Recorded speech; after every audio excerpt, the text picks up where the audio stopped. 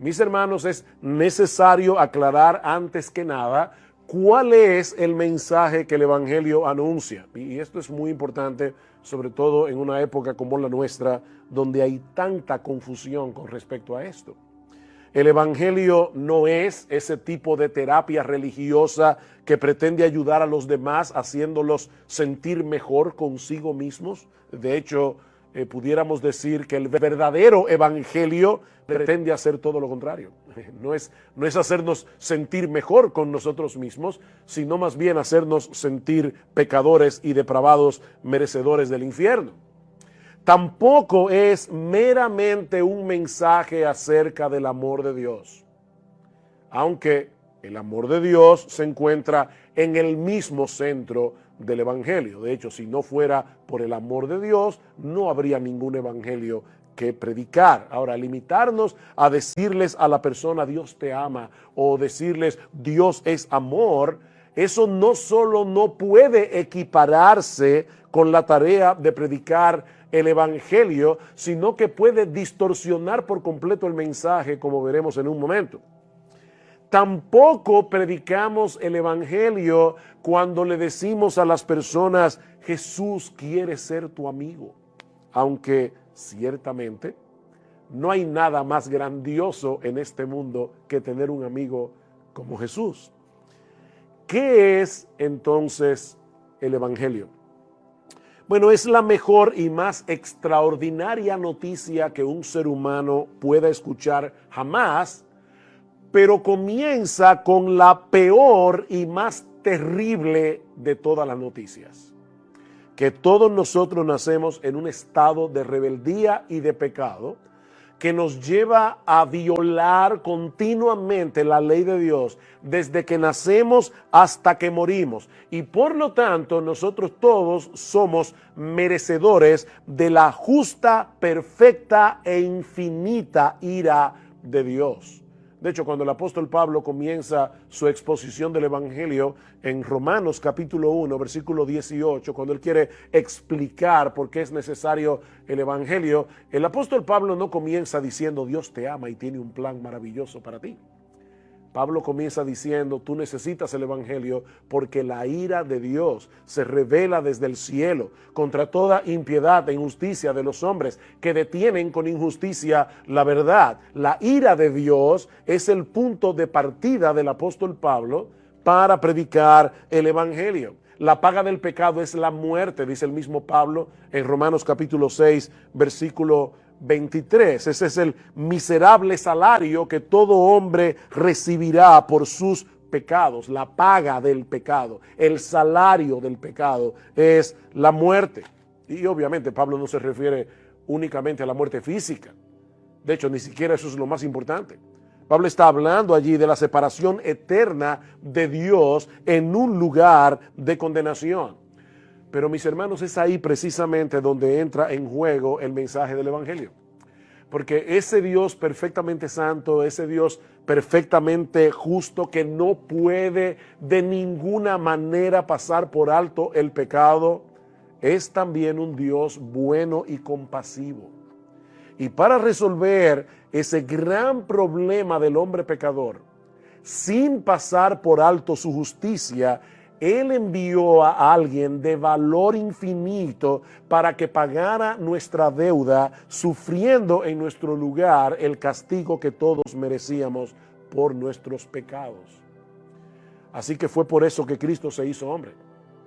La segunda persona de la Trinidad tomó para sí una naturaleza humana semejante en todo a la nuestra, pero sin pecado. Él cumplió la ley de Dios a la perfección, desde la cuna hasta la tumba. Y luego murió en una cruz, siendo inocente, para que pecadores culpables pudiéramos ser absueltos en el tribunal de Dios. Y todos sabemos por las Escrituras que 3 días más tarde Dios testificó que su justicia quedó plenamente satisfecha. ¿Cómo? Resucitando a Cristo de entre los muertos. La resurrección es el sello de aprobación de Dios. De manera, mis hermanos, que ninguna de nuestras transgresiones quedaron impunes. O sea, no fue que Dios proclamó una amnistía universal. No, Dios no puede hacer eso. Ninguno de nuestros pecados quedaron impunes, porque Dios los castigó en su Hijo. Dios castigó por cada uno de nuestros pecados, castigó a su Hijo en la cruz del Calvario. Y es sobre la base de esa obra de redención que ahora el Evangelio anuncia que hay salvación en Cristo para todo aquel que se arrepiente, para todo aquel que pone su confianza únicamente en Él. Así que ese es el mensaje que el Evangelio anuncia. Y ese es el mensaje que nosotros debemos comunicar a los pecadores para que puedan ser salvos. Así que yo espero que hasta aquí ustedes puedan ver que este mensaje del Evangelio que nosotros debemos compartir no es algo complicado en sí mismo. Algo que solamente unos cuantos privilegiados con un coeficiente intelectual muy elevado pueden entender y pueden proclamar. No, mis hermanos, lo que el Evangelio anuncia es que el justo murió por los injustos para llevarnos a Dios. Primera de Pedro, capítulo 3, versículo 18. O como dice el apóstol Pablo en el conocidísimo texto de 2 Corintios capítulo 5 versículo 21, al que no conoció pecado, Cristo, por nosotros o a favor de nosotros, Dios a él lo hizo pecado para que nosotros fuésemos hechos justicia de Dios en él. De manera que el mensaje del Evangelio responde 4 preguntas clave. ¿Quién es Dios? Eso dice Max Stiles en su libro, así que estoy citando a Max Stiles en el libro que estamos estudiando en el 222. ¿Quién es Dios? ¿Por qué estamos en una situación tan desastrosa? ¿Qué hizo Cristo? ¿Y cómo podemos volvernos a Dios? Esas son básicamente las 4 preguntas que el Evangelio responde. De hecho, esa es la gran historia que nosotros encontramos en la Biblia. Una gran historia que podemos dividir en 4 capítulos: creación, caída, redención y restauración. La Biblia es una gran historia con 4 capítulos. Creación, Dios es el creador de todas las cosas. Caída, los hombres escogieron el pecado antes que a Dios, se rebelaron contra Dios. Redención, ¿qué hizo Dios en Cristo para resolver el problema? Restauración, ¿qué va a hacer Dios al final de los tiempos? O consumación. A la luz de esta definición que hemos dado del Evangelio, ahora podemos avanzar hacia la próxima pregunta. ¿Qué es entonces evangelizar? Si esto es el Evangelio, ¿qué es entonces evangelizar? John Cheeseman lo define de esta manera: es declarar en base a la autoridad de Dios lo que Él ha hecho para salvar a los pecadores, advirtiendo a los hombres de su condición perdida, guiándolos a arrepentirse y a creer en el Señor Jesucristo. Voy a repetir otra vez. ¿Qué es evangelizar? Es declarar, es una declaración, es un anuncio. Es declarar en base a la autoridad de Dios, obviamente revelada en su palabra, lo que Él ha hecho para salvar a los pecadores, la muerte de Cristo en la cruz del Calvario, su vida perfecta, advirtiendo a los hombres de su condición perdida, porque los sanos no tienen necesidad de médico, ¿verdad?, sino los enfermos, guiándolos a arrepentirse y a creer en el Señor Jesucristo. Por eso es que es tan importante que nosotros compartamos con el pecador la ley de Dios, porque la ley de Dios es lo que Él usa para darnos convicción de pecado, y sin esa convicción de pecado, el pecador no va a entender la necesidad que él tiene de la salvación provista por Dios. Ahora, noten, mis hermanos, lo que yo acabo de decir en esta definición. Evangelizar no es lo mismo que compartir nuestro testimonio de conversión. Hay personas que creen que cuando le cuentan a otro pecador cómo fue que él se convirtió, la historia de su conversión, él está evangelizándolo. Puede ser que el testimonio tenga lugar cuando uno comienza una conversación con un pecador, pero nunca equipares tu testimonio de conversión con compartir el evangelio. Tampoco es una simple defensa de nuestra fe. Hay creyentes que son apologistas por naturaleza. Les encanta discutir, defender la fe, probar que la Biblia es la palabra de Dios, probar que Dios existe. Pero hermanos, eso no es evangelizar. Yo puedo tratar de probar que la Biblia es la palabra de Dios. Yo puedo tratar de probar que existe Dios, y nada de eso es equivalente con predicar el evangelio. Tampoco es hacer obras de bien social que evidencien el amor de Dios a través de nuestras buenas obras. Y obviamente las buenas obras son importantes. La misma Biblia lo dice, somos hechura suya. Luego que Pablo dice que somos salvos por gracia y no por obras para que nadie se gloríe, Pablo dice en el versículo 10, porque somos hechura suya, creados en Cristo Jesús para buenas obras, las cuales Dios preparó de antemano para que anduviésemos en ellas. Y Santiago dice, tú tienes fe, muéstramelo. ¿Por qué? Por medio de las obras. Así que no es que las obras no sean importantes, pero hacer obras de bien social tampoco puede equipararse con la tarea de evangelizar. Hermanos, nosotros tenemos una noticia que compartir con el incrédulo. Es una noticia, eso es lo que significa la palabra evangelio, una buena noticia. Tenemos una noticia que compartir con el incrédulo acerca de lo que Dios hizo en Cristo para salvar a pecadores culpables sin pasar por alto su justicia. Pablo lo dice de esta manera en 2 Corintios capítulo 5, versículo 20, porque somos embajadores en nombre de Cristo. Eso es lo que somos. Somos embajadores en nombre de Cristo. Y esto es increíble, porque Pablo dice, como si Dios rogase por medio de nosotros. Dios está usando seres humanos como tú y como yo, para que compartamos el evangelio con otros seres humanos como tú y como yo.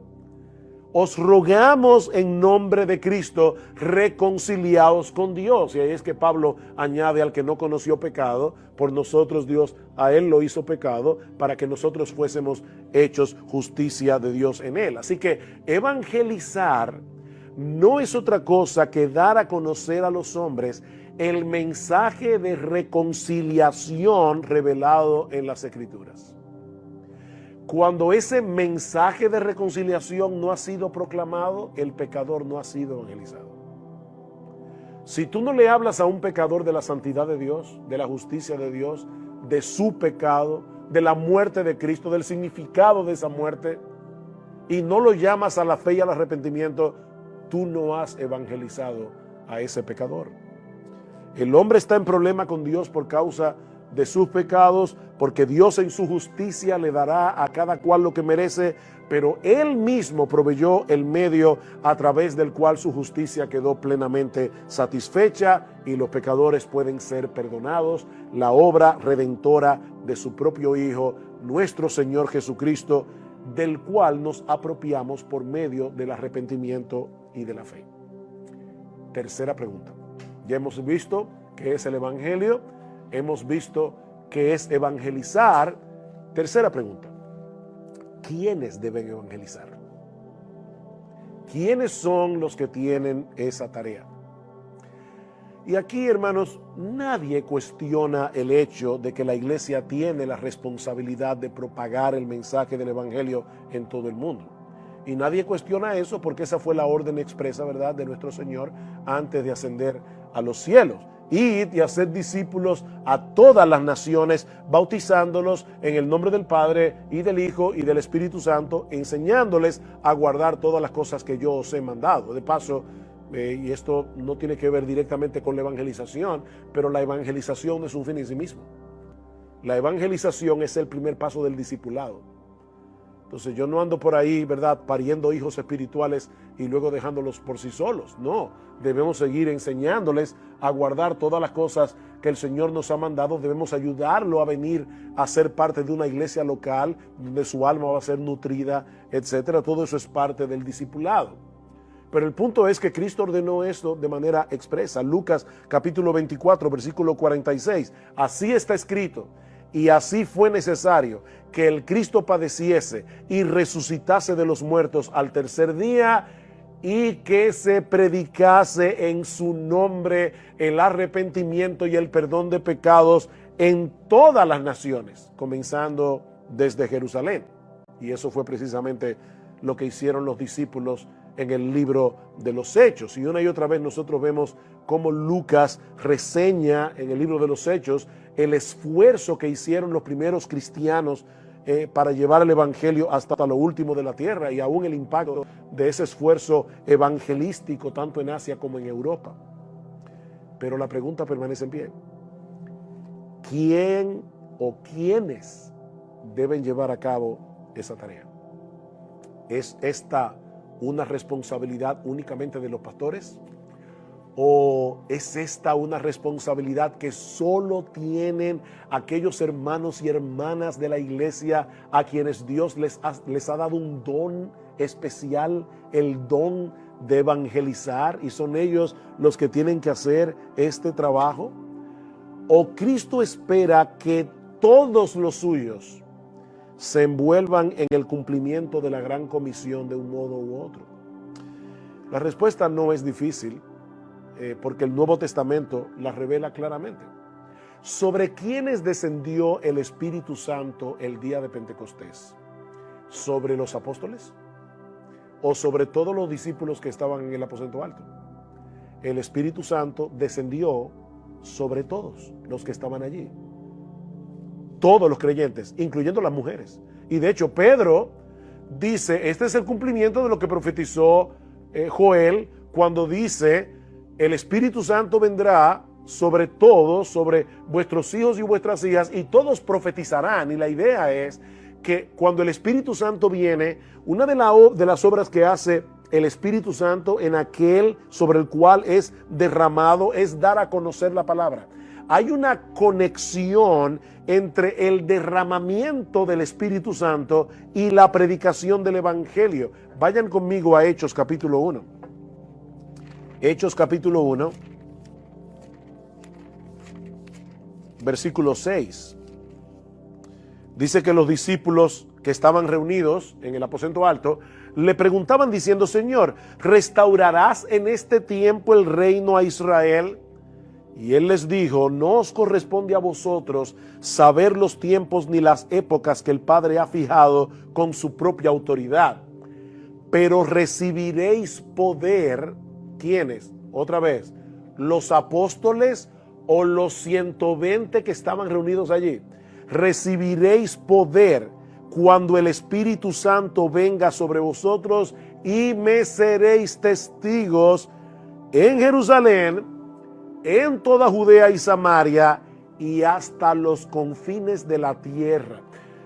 Algo interesante que debemos notar aquí: los apóstoles y la iglesia del primer siglo llegó hasta los confines de la tierra, llevó el evangelio hasta los confines de la tierra. Por supuesto que no. Por lo tanto, la iglesia del primer siglo no pudo cumplir a cabalidad la gran comisión, que era ir a todas las naciones. Eso quiere decir que la orden de Cristo no solamente fue a todos los cristianos del primer siglo, es a todos los cristianos de todas las épocas. Y he aquí, yo estoy con vosotros todos los días hasta el fin del mundo. Así que todos los cristianos hasta el fin del mundo tienen la responsabilidad de compartir el evangelio. Noten más adelante lo que pasa en Hechos capítulo 8. Los discípulos parece que se encontraban muy a gusto allí en Jerusalén, todos en comunión.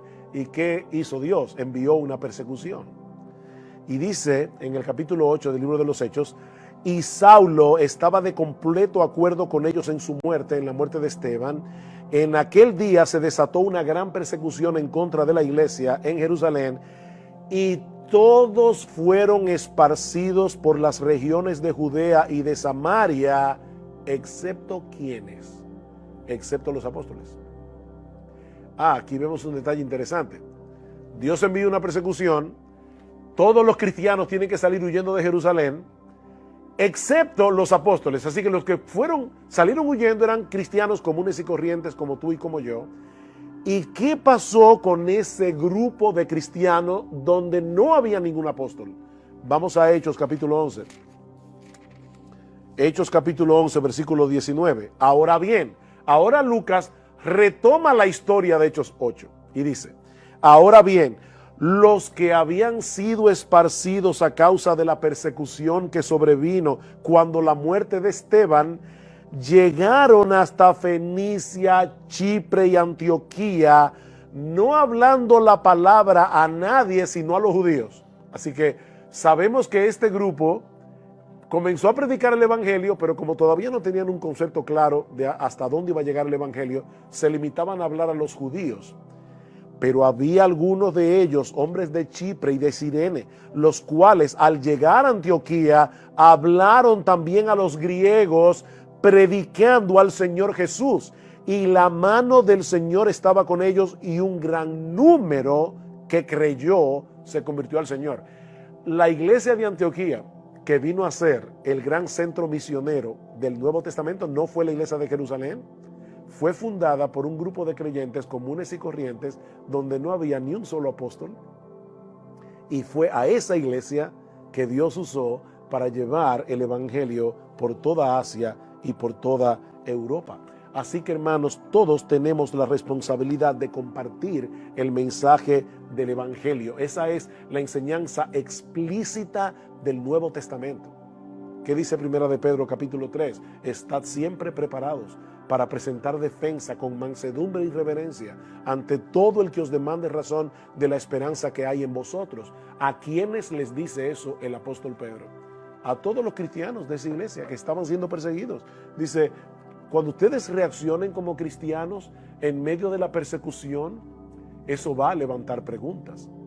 Las personas les van a preguntar: pero ¿cómo es posible que ustedes estén siendo perseguidos y que puedan reaccionar como reaccionan? Bueno, ahí estén preparados para presentar defensa con mansedumbre y reverencia ante todo el que demande razón de la esperanza que hay en vosotros.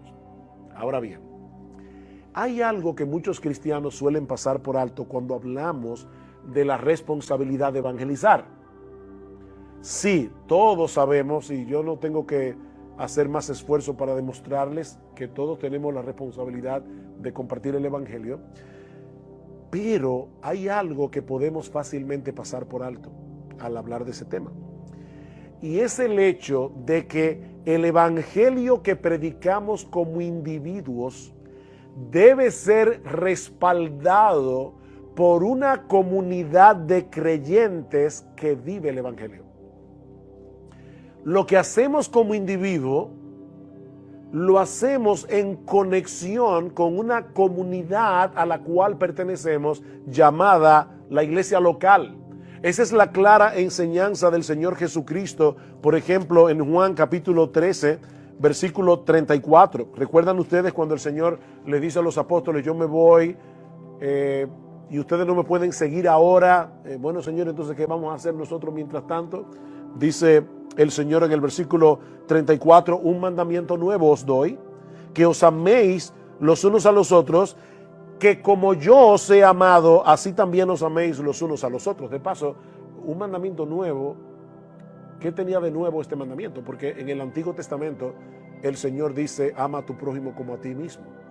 Entonces, ¿por qué era nuevo este mandamiento? Lo que es nuevo en este mandamiento es esto que dice el Señor: como yo os he amado. Ese estándar es nuevo. Entonces dice Cristo: un mandamiento nuevo os doy, que os améis unos a otros, que como yo os he amado, así también os améis los unos a los otros. En esto conocerán todos que sois mis discípulos, si tenéis amor los unos por los otros. Así que aquí está la gran apología del cristianismo de parte de la iglesia: el amor que nos tenemos unos a otros. Así es que el mundo va a conocer que verdaderamente nosotros somos del Señor. Es a través del amor entre los cristianos que el mundo puede ver una representación viva del poder del evangelio. Esa es una de las razones por la que Dios tiene a su iglesia en el mundo. Mark Dever dice lo siguiente: cada cristiano tiene la responsabilidad de hacer visible el evangelio del Dios invisible.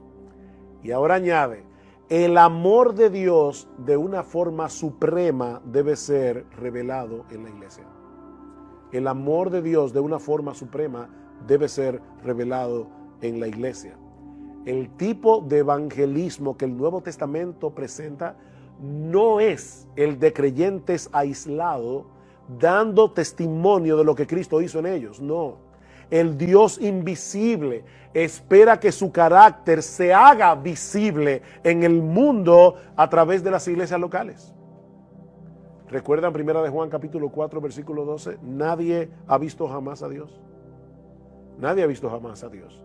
Si nos amamos unos a otros, Dios permanece en nosotros y su amor se ha perfeccionado en nosotros. El amor de Dios se hace visible. Como dice John Stott, explicando este versículo, él dice, el Dios invisible, que una vez se hizo visible en Cristo, ahora se hace visible en los cristianos si nos amamos unos a otros.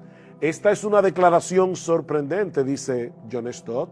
La iglesia local no puede evangelizar, proclamar el evangelio de amor si ella misma no es una comunidad de amor. Así que debemos proclamar el mensaje del evangelio, pero esa proclamación será eficaz en la misma medida en que nosotros seamos capaces de conectar ese mensaje a los ojos del mundo a través de concretar, ese mensaje a los ojos del mundo a través de la iglesia local, el cuerpo de Cristo. ¿De qué se trata el mensaje del evangelio? De que Dios amó gratuitamente al mundo con un amor tan grande que estuvo dispuesto a pagar él mismo la deuda del pecador. Bueno, si vamos a estar proclamando ese mensaje, es obvio que solo será eficazmente proclamado en un contexto de sanidad y de amor. Cristo vino al mundo porque el pecado no es un juego para Dios. Y no debe serlo para nosotros tampoco. Pero debemos mostrar de formas concretas ese gran amor que hizo posible una redención tan grande. Así que hemos visto ya qué es el evangelio, hemos visto qué es evangelizar, hemos visto quiénes deben evangelizar y en qué contexto. Por eso es que Max Stiles habla de crear en la iglesia una cultura de evangelización. Pero ahora viene la última pregunta: ¿cómo debemos evangelizar? ¿Cómo debemos hacerlo? Y hay varios puntos aquí que quisiera compartir brevemente con ustedes. En primer lugar, y yo sé que esto puede sonar demasiado evidente, debemos orar. Debemos orar. Recuerden lo que hemos dicho muchas veces. Bueno, digo recuerden, no a los estudiantes del 222 que me están viendo por la internet, pero sí los miembros de nuestra iglesia me han oído decir esto más de una vez. Nosotros somos equipos de rescate que salen al mar después de un naufragio para encontrar cadáveres, pero no para darles honrosa sepultura, sino para darles vida. Y para eso, ¿quién es suficiente? Nosotros debemos orar. Algunas personas piensan que si Dios es soberano en la salvación de los pecadores, entonces no tiene caso que oremos. De hecho, si Dios es soberano en la salvación de los pecadores, en la mente de estos hermanos, de estos creyentes, tampoco tiene caso que prediquemos o no prediquemos. Si fueron elegidos, se van a salvar como quiera. No, el razonamiento bíblico es a la inversa. Precisamente porque la salvación está en las manos de Dios y no en las nuestras, nosotros debemos pedirle a Él que bendiga su palabra, trayendo a los pecadores al arrepentimiento. Si yo creyera que la salvación está en la mano del pecador, ¿para qué pedirle a Dios que lo convierta si Dios no puede hacer nada? O sea, ya Dios hizo su parte. Él trajo a su hijo, envió a su hijo, murió en la cruz, y ahora el pecador que se las arregle como pueda. Pero eso no es lo que la Biblia enseña. Dios salva al pecador. Como dice el libro de Jonás, la salvación es de Jehová. La salvación es del Señor. Precisamente por eso yo puedo pedirle a Dios que obre en el corazón de los pecadores. Noten lo que dice Pablo en Romanos capítulo 10, versículo 1. Hermanos, el deseo de mi corazón y mi oración a Dios por ellos, refiriéndose a sus hermanos de raza, los judíos, mi oración por ellos es para su salvación. Lo sorprendente de esta declaración de Pablo es que unos versículos más atrás, en el capítulo 9, versículo 15 al 16, Pablo dice, porque él dice a Moisés, hablando de Dios, tendré misericordia del que yo tenga misericordia y tendré compasión del que yo tenga compasión, así que no depende del que quiere ni del que corre, sino de Dios que tiene misericordia.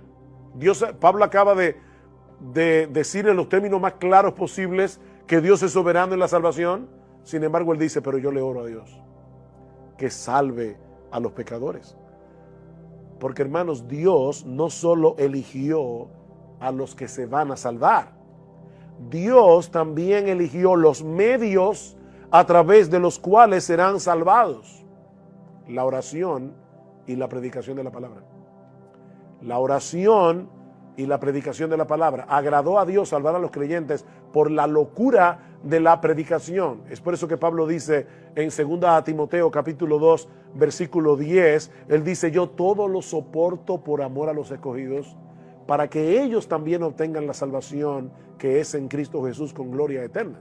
Pablo creía en la elección, pero dice, yo todo lo soporto en mi viaje misioneros, para que los salvos, los perdidos, puedan escuchar el Evangelio, porque es a través de escuchar el Evangelio que ellos serán salvos. Mis hermanos, Dios no nos pide que desentrañemos el misterio entre la soberanía de Dios y la responsabilidad humana. Él nos pide que lo obedezcamos. Entonces, Él nos dice en su palabra, yo soy el que salvo, pero ustedes son los que predican, ustedes son los que oran. Así que oren y prediquen. Debemos orar, hermanos, al predicar el Evangelio, debemos hacerlo en oración. Y gracias al Señor que Él nos ha dado la capacidad de ser ¿cómo diríamos eso en español? Multifacéticos. O sea, nosotros podemos estar hablando con el pecador y al mismo tiempo diciendo, Señor, ayúdame, dame luz. O a veces el pecador está hablando, te está preguntando algo y usted está diciendo, Señor, ayúdame, dame luz, dame gracia, obra en su corazón. Debemos orar antes de predicar el Evangelio a un inconverso, debemos orar mientras predicamos el Evangelio, debemos orar después que le predicamos. Debemos evangelizar en oración. 2, otro también demasiado obvio, debemos usar la Biblia. Debemos usar la Biblia. Si bien es necesario que nosotros comuniquemos el mensaje de salvación en nuestras propias palabras, porque evangelizar no es repetir como un loro una cadena de versículos bíblicos, y hay personas que hacen eso. Eso no es evangelizar. Nosotros debemos decir al pecador, ¿verdad?, de nuestras propias palabras, cuál es su condición, qué fue lo que hizo Dios. Nunca olvidemos que la palabra de Dios es viva y eficaz. La palabra de Dios es viva y eficaz y más cortante que toda espada de 2 filos y penetra hasta partir el alma y el espíritu, las coyunturas y los tuétanos, y discierne los pensamientos y las intenciones del corazón. Hebreos 4:12. Dios ha prometido usar su propia palabra para producir lo que Él quiere en el corazón de los hombres. Isaías 55, su palabra no volverá vacía. Por otro lado, el hecho de citar las Escrituras es una forma de mostrar al pecador que lo que nosotros estamos diciendo no son nuestras propias opiniones personales, sino que estamos entregándoles el mensaje revelado por Dios en su palabra. Así que al evangelizar, usen la Biblia. Usen la Biblia. 3. Debemos ser claros al exponer el mensaje del Evangelio. Debemos ser claros al exponer el mensaje del Evangelio. Es decir, debemos hacer un esfuerzo para hablar de tal manera que las personas puedan entendernos. Uno de los problemas que tenemos los cristianos es que muchas veces nos aislamos tanto del mundo incrédulo que olvidamos cómo es que el mundo incrédulo se comunica. Y muchos de ustedes han oído, ¿verdad?, como el error de hablar cristianés. Nosotros hablamos cristianés y es un lenguaje que el pecador no entiende, porque él vive en otro planeta, espiritualmente hablando. Yo no sé qué pensará un inconverso cuando escucha a 2 cristianos decir, fulano de tal estaba en la iglesia, pero ahora se fue al mundo. Y uno dice, ¿a dónde vivía antes? estaba en el mundo, no era en Marte, no era en la Luna. Entonces nosotros tenemos una clase de expresiones que debemos tener cuidado porque el inconverso no la entiende. En ese sentido debemos tomar en cuenta con quién estamos hablando, porque lo que puede ser claro para ciertas personas puede que no lo sea para otras personas. Por ejemplo, una de las palabras clave del Evangelio es justificación. Somos justificados por la fe sola, dice Pablo en Romanos. Ahora, cuando el inconverso que no habla cristianés escucha la palabra justificación, ¿en qué él piensa? En excusarse. O sea, cuando nosotros decimos, fulano se está justificando, ¿qué es lo que queremos decir? Que él cometió una falta y ahora él está tratando de explicar por qué fue que hizo lo que él hizo. Entonces resulta que tú le estás hablando al inconverso acerca de la justificación por la fe sola, pero él está pensando en otra cosa. ¿Qué debemos hacer? ¿Eliminar la palabra justificación de nuestro evangelismo? No, pero debemos aclarar que cuando la Biblia dice que Dios justifica al pecador, lo que Él quiere decir es que Él nos declara justos cuando depositamos toda nuestra confianza en la persona y la obra de nuestro Señor Jesucristo. Por otra parte, aunque nuestra meta al predicar el Evangelio no es la de ofender a los demás, esa no es la meta. Nunca debemos sacrificar la claridad del Evangelio para no resultar ofensivos. Debemos ser claros, y esto no solamente significa hablar de tal manera que me entiendan, es hablar de tal manera que él entienda su condición.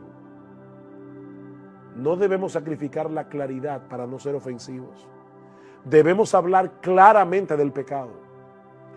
Debemos hablar claramente de la impotencia del pecador para salvarse. Debemos hablar claramente del significado de la cruz, de la necesidad de venir a Cristo en arrepentimiento y fe, de la necesidad de creer en Cristo. ¿Qué significa esto? Arrepentirse y creer. De la terrible condenación que le espera a los que rechazan el llamado de Dios. Ese es el ejemplo de evangelismo que nosotros encontramos en el Nuevo Testamento. Vayan conmigo a Hechos capítulo 2, versículo 36. Dice el apóstol Pedro: sepa pues con certeza toda la casa de Israel que a este Jesús, a quien vosotros crucificasteis, Dios le ha hecho Señor y Cristo. O sea, Pedro no dijo, wow, la raza humana ha cometido una falta grave. No, ustedes crucificaron a Jesús. Eso es ser bien claro y bien directo. Y eso es un buen ejemplo de evangelismo. Así que no trates de hacer el evangelio más potable rebajando sus demandas o escondiendo aquellas partes de la verdad que no suelen ser bien recibidas, porque si lo hacemos así, estaremos siendo infieles a la encomienda que Dios nos ha dado de traspasar el mensaje de su palabra. Una cosa más antes de pasar al próximo punto en esta última pregunta. Cuidado con usar terminologías confusas para llamar al pecador al arrepentimiento y a la fe. Por ejemplo, invita a Cristo a venir a tu corazón. Pregunta, ¿y dónde aparece esa frase en el Nuevo Testamento? En ninguna parte. ¿Qué significa invitar a Cristo a venir al corazón? Eso es demasiado abstracto, eso es muy místico. La Biblia dice claramente, arrepiéntete y cree. Ese es el llamado del Evangelio. Es un llamado muy concreto. La Biblia nunca nos llama a invitar a Jesús a venir al corazón, y mucho menos a hacer la famosa oración del pecador. No hay ninguna oración del pecador en el Nuevo Testamento. Explica lo que Dios hizo para salvar a los pecadores explícales por qué necesitan ser salvados y después dile que se arrepientan de su pecado y que crean en el Señor Jesucristo. Ese es el llamado de la Biblia. Nadie puede abrazar a Cristo como Señor y Salvador a menos que crea y se arrepienta. Hechos capítulo 16, versículo 31. El carcelero de Filipos. Señores, ¿qué debo hacer para ser salvo? Ven y haz con nosotros la oración del pecador. No, cree en el Señor Jesucristo. Más adelante en Atenas, ¿qué dice Pablo a los atenienses? Dios ha mandado a todos los hombres en todo lugar que se arrepientan. Romanos capítulo 1, versículo 16. Porque no me avergüenzo del evangelio, porque es poder de Dios para salvación a todo aquel que cree, al judío primeramente y también al griego, porque en el evangelio la justicia de Dios se revela por fe y para fe, como está escrito, mas el justo por la fe vivirá. Es un llamado a arrepentirse, es un llamado a creer. Y el mismo Señor Jesucristo nos dejó ese ejemplo. Dice en Marcos capítulo 1, versículos 14 y 15, que cuando el Señor comenzó su ministerio en Galilea, decía, el reino de Dios se ha acercado, arrepentíos y creed en el evangelio. Cristo nunca llamó a nadie, ni siquiera él mismo que estaba allí, nunca le dijo a nadie, invítame a entrar en tu corazón. No, cree y arrepiéntete. Cuarto, en cuanto a cómo hacerlo, debemos provocar que las personas reflexionen sobre lo que estamos diciendo.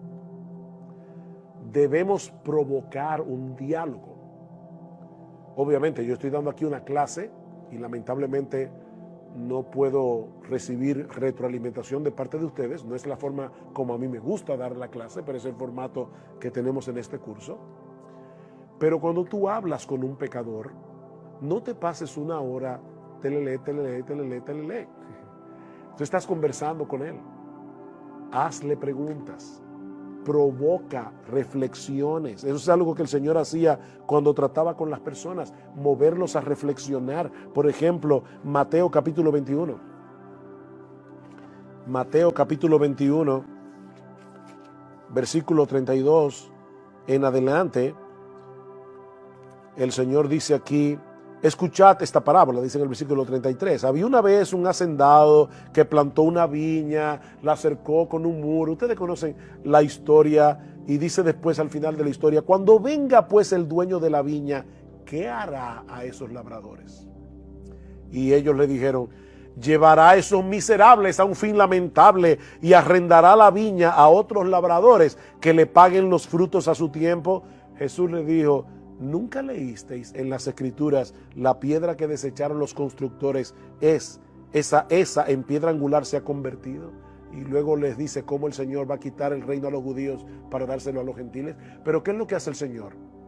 Provocarlos a reflexionar. Más adelante en el versículo 45 dice, al oír sus palabras, los principales sacerdotes y los fariseos comprendieron que hablaba de ellos. O sea, esta historia no quedó en el vacío. Ellos entendieron que la espada se le estaban clavando a ellos mismos en el corazón. Hermanos, recuerden que la mayoría de las personas escucha el evangelio a la defensiva. La mayoría de las personas. Porque no quieren admitir que ellos están mal. El hecho de hacerlos reflexionar es una forma de despertar sus conciencias. Y probablemente el mejor ejemplo bíblico que nosotros tenemos en la historia de las Escrituras es Natán con David.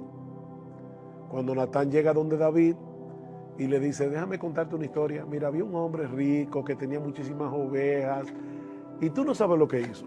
Hoy le fue y le quitó a la pobre ovejita que tenía un hombre que no tenía nada más que esa ovejita y se había encariñado con ella para hacer una fiesta con los amigos. ¿Qué tú crees que debemos hacer con ese hombre? Y dice David inmediatamente, es digno de muerte. Hasta que Natán le dijo, tú eres ese hombre. Tú fuiste el que le tomaste la ovejita a Urías Eteo. Despertó su conciencia. Y eso llevó a David al arrepentimiento. Por supuesto, en el caso de David, Natán estaba tratando con un creyente. Pero no debemos olvidar que todos los seres humanos traen consigo de fábrica una conciencia. que les dice que lo malo debe ser castigado y que lo bueno debe ser recompensado. Así que nosotros contamos con un aliado en el corazón de los pecadores cuando compartimos con ellos el mensaje del Evangelio. Eso es algo que está entrelazado en lo más profundo de sus personalidades como seres creados a la imagen de Dios.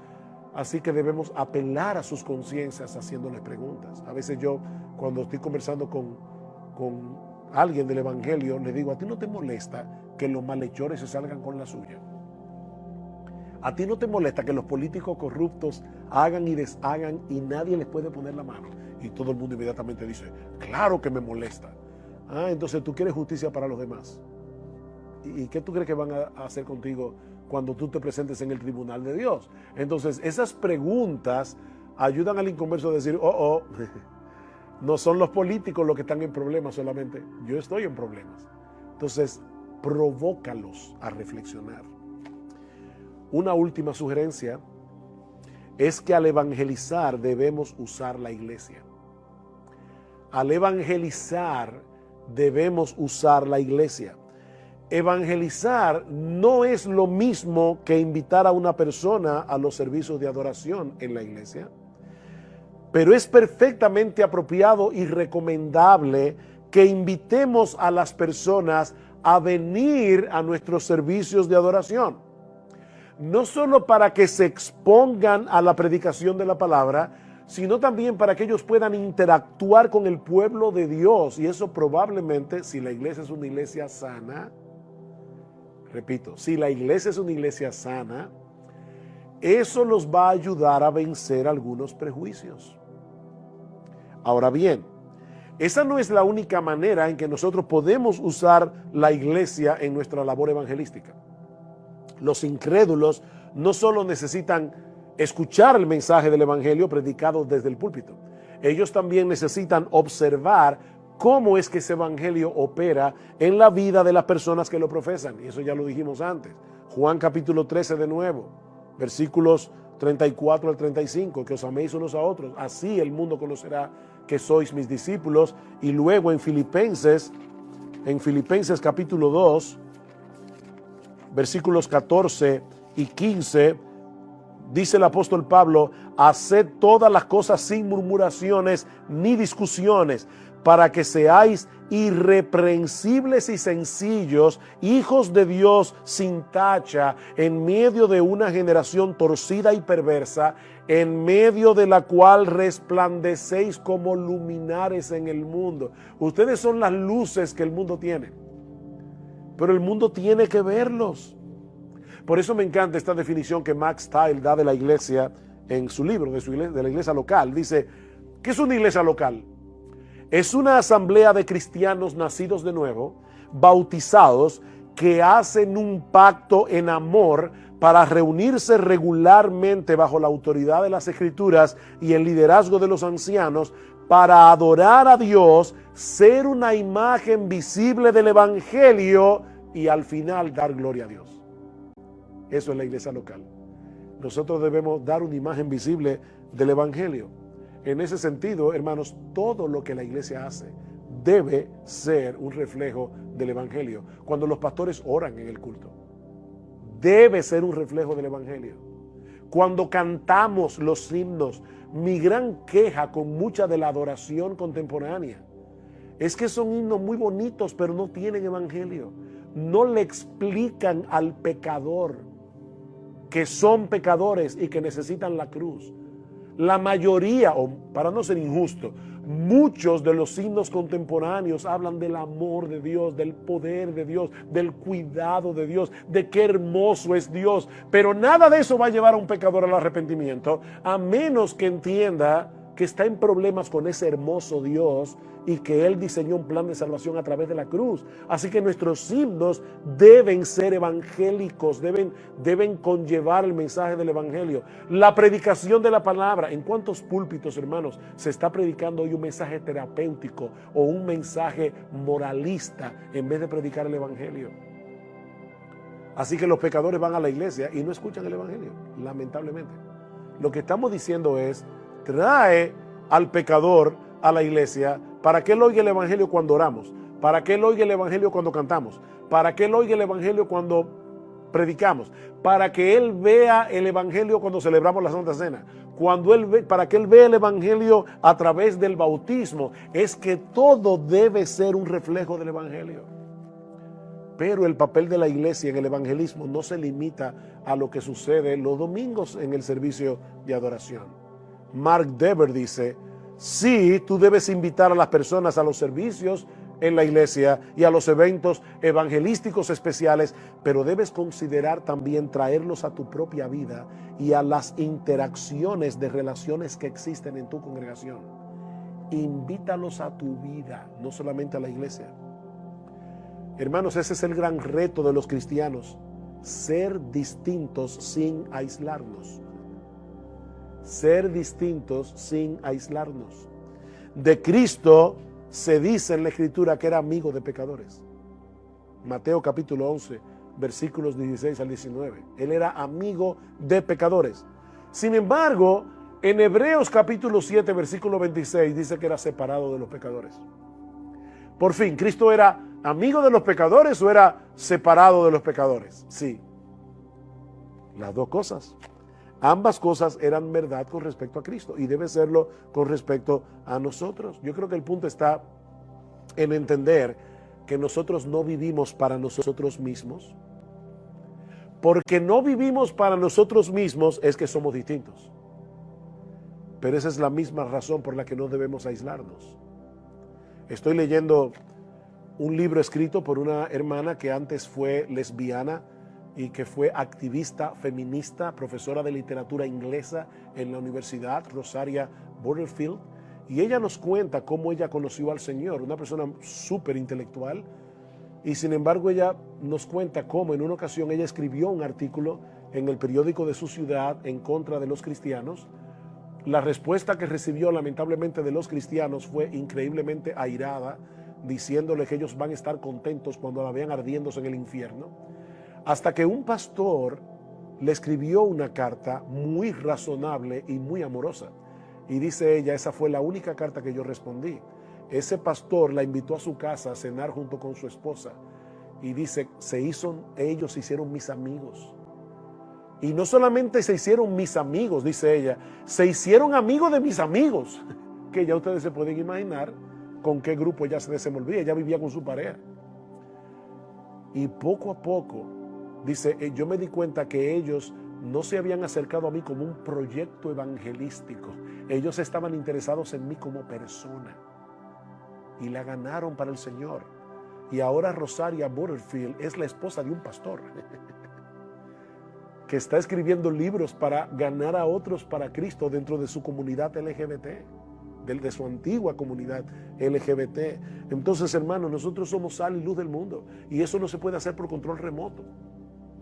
Nosotros tenemos que estar cerca del pecador. Hay un mundo allá afuera urgentemente necesitado del mensaje de salvación que el Evangelio anuncia, y nosotros tenemos la responsabilidad de dar de gracia lo que de gracia hemos recibido.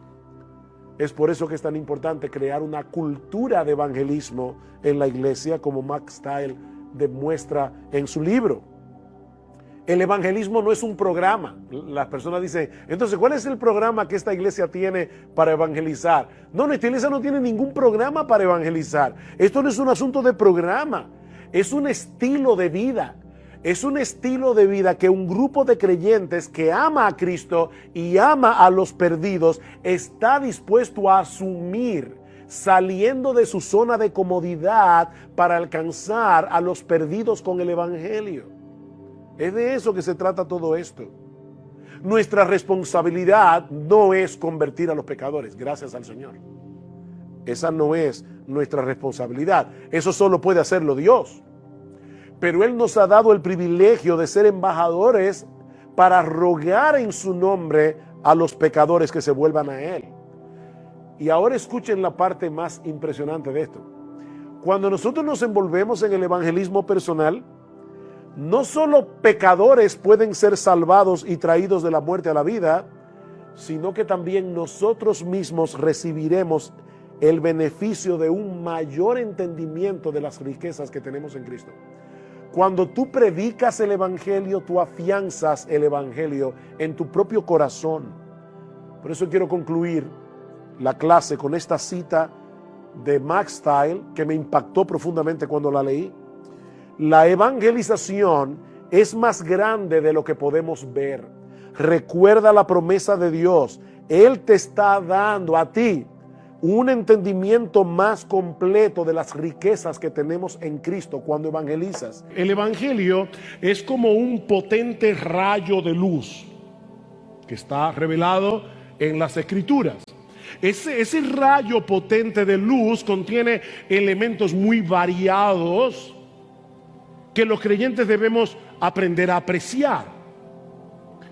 Y a la hora de predicarlos, nosotros debemos tener sabiduría de parte de Dios, de saber qué elemento yo debo enfatizar.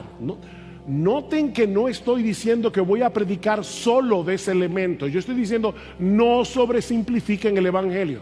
Yo estoy diciendo que hay elementos que yo voy a tener que enfatizar por encima de otros dependiendo de la persona con la que yo estoy hablando. Por ejemplo, cuando yo venía para acá, vine en Uber.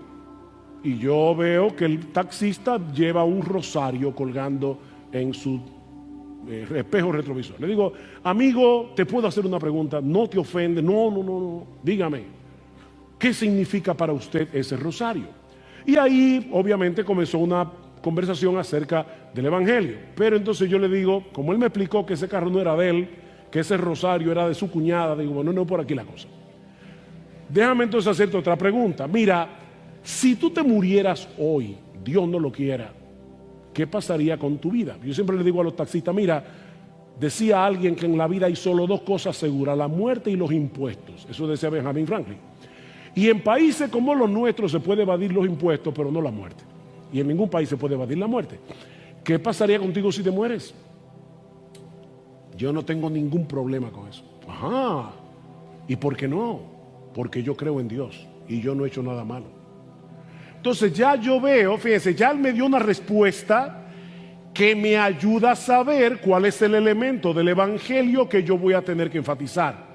¿Ven? No es lo mismo, como yo les decía anoche, que estoy tratando con un individuo que está aplastado por el peso de la culpa, que está aplastado por el peso de su pecado, que no puede creer en el amor de Dios. Para él, entonces yo voy a tener que enfatizar otro aspecto del evangelio. Alguien tomaba este rayo potente del evangelio y lo dividía en algunos elementos, y no son todos, yo solamente voy a citar algunos. Por ejemplo, el evangelio nos muestra que el hombre es pecador. Yo le decía, mira mi amigo, el evangelio es una buena noticia que comienza con una mala, y sin la mala noticia la buena no tiene sentido. El hombre es pecador, pero Dios resolvió ese problema a través de la muerte de Cristo en la cruz. Él pagó nuestra deuda. Todos nosotros tenemos que presentarnos ante el tribunal de Dios, pero ya Cristo pagó nuestra deuda en su tribunal.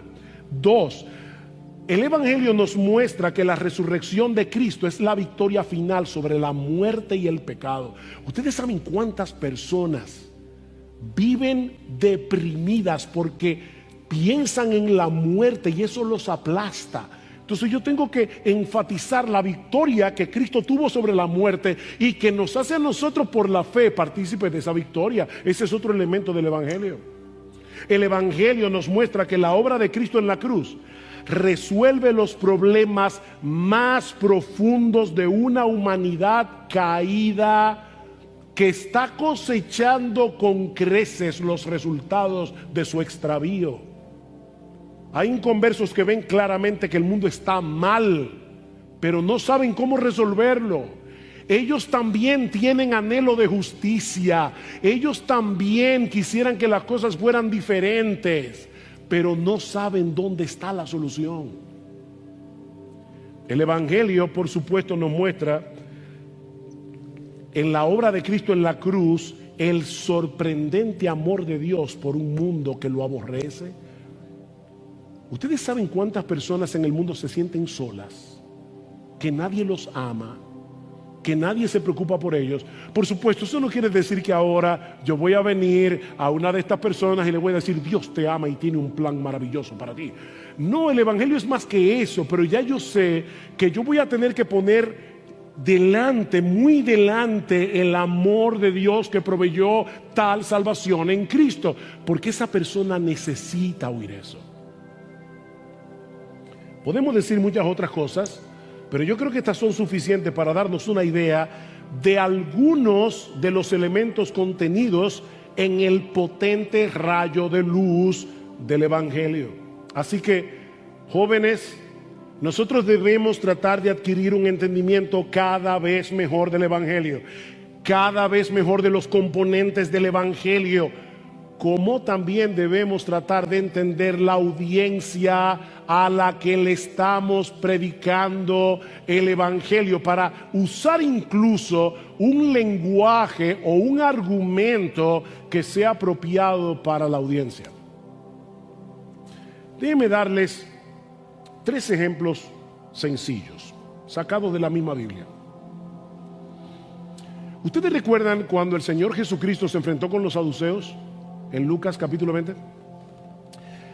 ¿Recuerdan eso? Que ellos le contaron una historia, porque como ellos no creían en la resurrección, ellos le dicen: mira, Señor, nosotros conocemos a una mujer que se casó con un hombre y murió, y ella se casó con el hermano, porque había una ley, el levirato, y murió, y se casó con el otro hermano y murió. La mujer tenía una suerte increíble, y así murieron los 7 hermanos. Y como ellos no creían en la resurrección, le preguntaron a Cristo: cuando resuciten y estén en el cielo, ¿de cuál de los 7 ella va a ser esposa? Oye, parece un problema serio. Entonces el Señor Jesucristo les dice: ustedes yerran ignorando las Escrituras y el poder de Dios. Déjenme hacerles una pregunta. El Señor no dice en su palabra: yo soy el Dios de Abraham, el Dios de Isaac y el Dios de Jacob, y Él no es Dios de muertos, Él es Dios de vivos. Si Dios hubiera dicho que Él fue el Dios de Abraham, pudiéramos creer que Abraham ya estaba muerto y enterrado y que no iba a resucitar. Pero Él dijo: yo soy el Dios de Abraham. Ahora déjenme hacerles una pregunta, y no queremos juzgar al Señor Jesucristo ni a la sabiduría de Jesús, pero ¿no habían mejores textos del Antiguo Testamento para probar la resurrección? En Daniel 12 la resurrección está más clara que el agua. ¿Por qué citar ese texto que se encuentra en Deuteronomio? Por una razón muy sencilla: los saduceos no creían en todo el Antiguo Testamento. Los saduceos solo creían en los primeros 5 libros de Moisés. Si Cristo hubiera citado a Daniel, ese libro no era una autoridad para ellos, pero como Jesús sabía la audiencia a la que Él estaba predicando, citó el libro de Deuteronomio, que ellos sí aceptaban como inspirados. ¿Ven cuál es el punto? O pensemos por un momento en Pedro en Hechos capítulo 2, el día de Pentecostés. ¿A quién le estaba predicando Pedro el Evangelio? Eran judíos, así que Pedro está predicando el Evangelio a una audiencia en particular, y por eso Pedro usa palabras muy particulares, porque él conocía muy bien el trasfondo cultural de las personas a las que le estaba predicando. Por ejemplo, ustedes nunca se han dado cuenta, yo no me había dado cuenta hasta hace poco, que nunca escribiendo una carta a judíos o hablándole a una audiencia judía, los autores del Nuevo Testamento usan la palabra adopción, una palabra tan importante en el Evangelio, pero nunca la usan. ¿Saben por qué? Porque la adopción era completamente impracticada entre los judíos. Ellos creían en la redención, pero no en la adopción. La adopción es un concepto completamente greco-romano, y por eso Pablo lo usa en una audiencia greco-romana, en su carta a los romanos, en su carta a los griegos, pero no hablándole a judíos. O sea que uno tiene que saber con quién yo estoy hablando. ¿Qué hace Pedro en Hechos capítulo 2?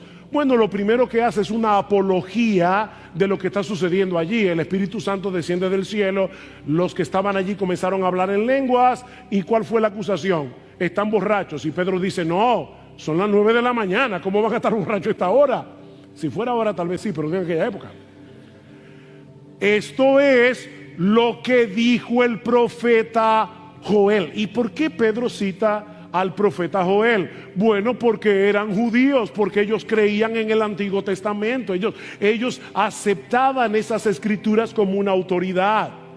Y entonces, a través de esas escrituras, Pedro les va diciendo cómo Jesucristo cumplió las expectativas mesiánicas que habían sido anunciadas en el Antiguo Testamento y cómo ellos mataron al Señor, a Cristo, a Jesús, a quien Dios ha hecho Señor y Cristo. Bien, hasta ahí es apologética, pura apologética. Pedro está defendiendo su argumento. Pero para llevarlos ¿a dónde? Para llevarlos en los versículos 37 al 40 a un llamado evangelístico: arrepentíos y creed en el evangelio. Sepa pues ciertísimamente que toda la casa de Israel, que a este Jesús, a quien vosotros crucificasteis, Dios le ha hecho Señor, un término que el judío entendía perfectamente, Adonai, Jehová del Antiguo Testamento, y Cristo, Mesías, Él es el Salvador prometido en el huerto del Edén. Y ahí entonces Pedro los llama al arrepentimiento. En otras palabras, Él no se limitó a darles la historia de la muerte de Cristo, la historia de la semana de la pasión. Él les dio el significado de esa historia. La historia es apologética. Él le dijo: ustedes saben lo que pasó aquí, y miren cómo esto encaja con lo que los escritos que ustedes aceptan como inspirados anunciaban en los profetas. Pero ahora déjenme decirles lo que eso significa. Lo que eso significa es que hay salvación en Cristo, que ustedes pueden huir a tiempo de esta perversa generación. ¿Ven la conexión entre apologética y evangelismo? Déjenme poner otro ejemplo. Pablo en Atenas. ¿Qué hace Pablo en Atenas? Bueno, ahora tenemos a Pablo con una audiencia completamente diferente. Los atenienses ignoraban las escrituras, no creían ni conocían la Biblia, así que Pablo usa una estrategia diferente. Y de paso, la estrategia de Pablo es bíblica, y lo voy a demostrar ahora. Pablo comienza presentando a Dios como el creador, el Dios que hizo los cielos y la tierra, pero en vez de usar el libro de la Biblia, ¿qué libro usa Pablo? El libro de la naturaleza. Y eso es bíblico porque dicen, Salmo 19, ya yo se lo cité, los cielos cuentan la gloria de Dios, el firmamento anuncia la obra de sus manos. Pablo está diciendo: yo sé que ustedes han leído este libro y por intuición ustedes saben que existe un Dios. Y es por eso que ustedes tienen un altar al Dios no conocido. Oigan, qué genial. O sea, Pablo lo lleva primero al libro de la creación y le dice: ustedes saben, miren la creación ahí, y es por eso que ustedes tienen un altar al Dios que ustedes saben que no conocen. Pero no solo eso, uno de vuestros propios poetas, y cita aquí a Arato de Soli. Arato de Soli es un poeta griego ateniense del siglo IV que los atenienses tenían en esa época como un ícono cultural. Eso es como citar hoy, no sé a quién, o sea, una de esos verdugos que la gente dice: wow, o sea, que la gente cree en ellos. Y entonces dice: ¿qué dice Arato de Soli? Le dice, ya me fui,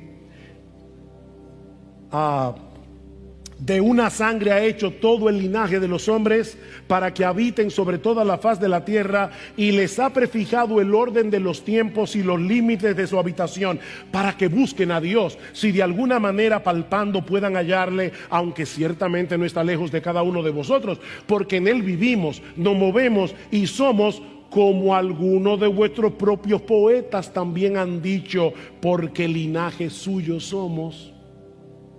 Ven, Pablo va del libro de la creación a la intuición de ellos que tienen un altar al Dios no conocido, y ahora les dice: uno de vuestros propios poetas que ustedes aprecian tanto dice claramente que nosotros somos linaje de Dios.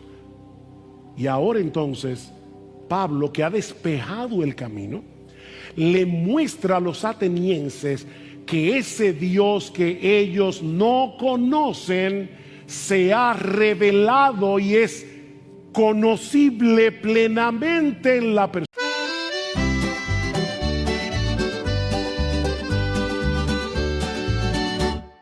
Lasciati mi scegli mele tu, un sole che scuria trairà.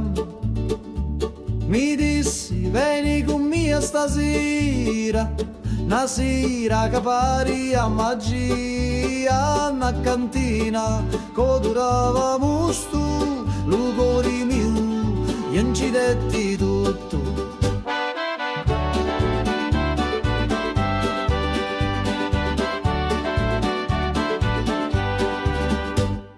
Gira chiagnina lenta e sorda, e giro frasso che canta ancora, che non è vino rosso come fuoco, ambiviu frasso, scordavo loco, manichini, dove speranza, da sta terra tutto danza. Prega Maria che pazzo milico, mi persi sotto i panni rossi, in c'era una croce fatta d'olivi, mi dai sopra senza scusa. Prega Maria, non sa ciucciù, se era morio era tabù. Ammuzzo tutto frasso, scioglieva cori come passo. Tu c'era notte in vento, con una luna appesa senza pentimento. Una voce mi chiamava tu funno, scendi ancora un perdi sto mondo. Da cantina il tempo si ferma, ogni goccia è storia eterna.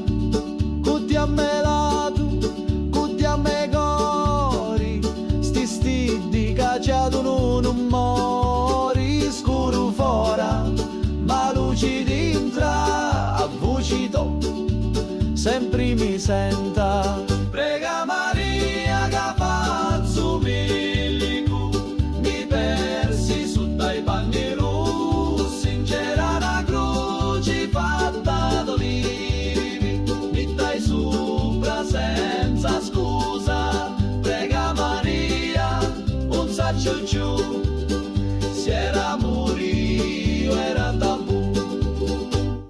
Lasciati mi scegli mele tu, ogni volta, ogni giornata, a te attorno in ta cantina, con vino speranza e una picca rovina.